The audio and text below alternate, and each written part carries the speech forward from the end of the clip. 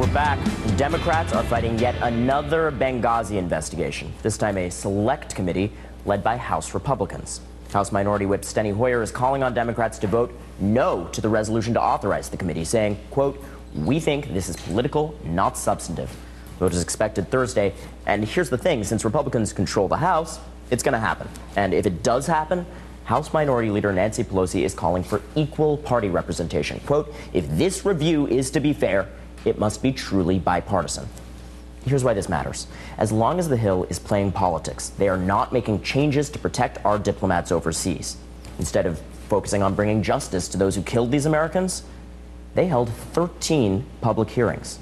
Instead of adding flexibility in how resources can be applied to secure outposts of this kind, they held 50 separate briefings. Instead of debating ways to protect American public servants everywhere, they churned out 25,000 pages of documents. Joining me from Capitol Hill is Maryland's Democratic Congressman Chris Van Hollen. Thank you for joining, sir. Let's begin with your Maryland colleague urging members to oppose the resolution to authorize this committee. Are you going to vote no? Oh, yes, I'm going to vote no, because, Ronan, as you just indicated, the Benghazi tragedy has already been exhaustively investigated here in Congress and also by an independent panel that was established. And a long time ago, it veered off the road from legitimate, serious inquiry into a political witch hunt based on conspiracy theories. So it would be a waste of taxpayer money to go down this road once again. Congressman Adam Schiff was on this program calling for a boycott. On the other hand, as we talked about, Minority Leader Nancy Pelosi is demanding equal representation within the hearings. What's the better strategy for Democrats? Well, there are two separate issues. One is whether we should really be spending any taxpayer money on creating this new panel. And I think Democrats in the House will be united in saying that's a bad idea, waste of taxpayer dollars. Second question is, if the Republicans go ahead and establish a panel, as we expect they will, should Democrats participate? And what Leader Pelosi has said is, if this is a fair process, meaning if you're genuinely interested in trying to get more facts rather than engage in a political witch hunt, then you should have even participation. You should have the same number of Democrats, Republicans. The procedure should be balanced. Unfortunately, from what I'm told, Republicans have already rejected the idea of balance. That's the way we set up, for example, the Ethics Committee in Congress, equal number of Republicans, Democrats. So if Republicans aren't willing to do that, it just is more evidence that they're interested in politics rather than substance. How would a boycott affect a potential Hillary Clinton run?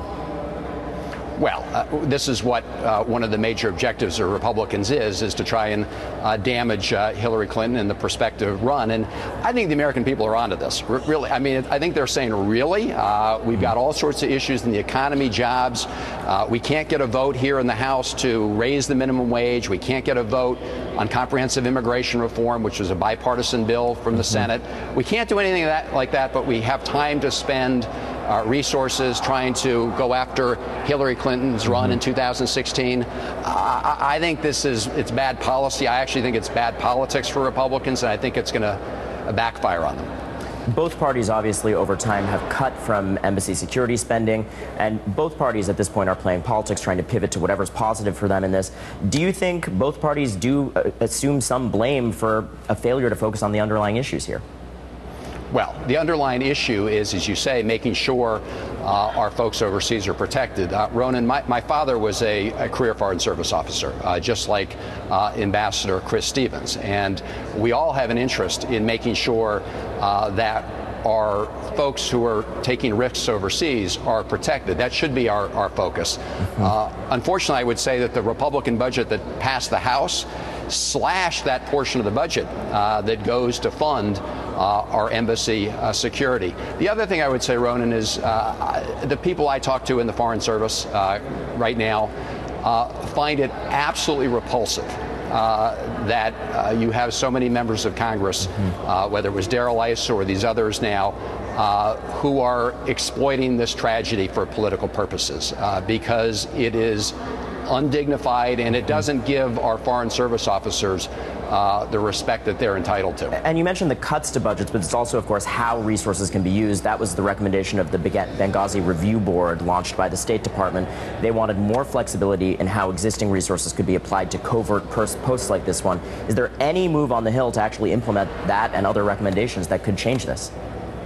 Well, yes. In fact, if you look at the budget the president presented, if you look at the budget that I offered on behalf of my Democratic colleagues here in the House, we want to fully resource those efforts to make sure that we leave no stone unturned in terms of providing adequate protection, which is a very different objective than this political witch hunt that you're seeing, which is sort of, as I say, veered off to look at unrelated issues. So if we can get the focus back where it belongs, which is making sure that we provide the necessary security, that's where we should be. I should also say there are inherent risks that Foreign Service officers take, and they take them willingly and bravely to make sure that we serve American interests which is overseas. All the more reason why they need to be protected. Well, that's right. But Ambassador Chris Stevens was a great example of somebody who vigorously represented U.S. interests abroad. He was indeed. I hope you can cut through the politics on this. Before you go, I did want to ask you about the kidnappings of those young girls in Nigeria.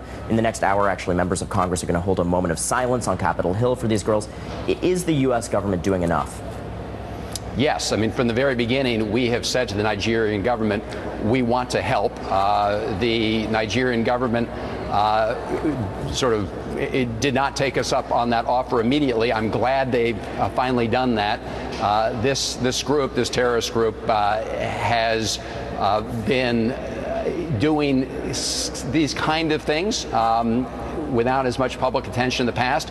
This, obviously, the kidnapping of over 200 students means that the United States and the international community have to rally. So let's try and get after this right away. Glad the Nigerian government has finally come around to accepting our assistance. Congressman Chris Van Hollen, thank you. Thank you. And ahead, we're going to look at that very topic.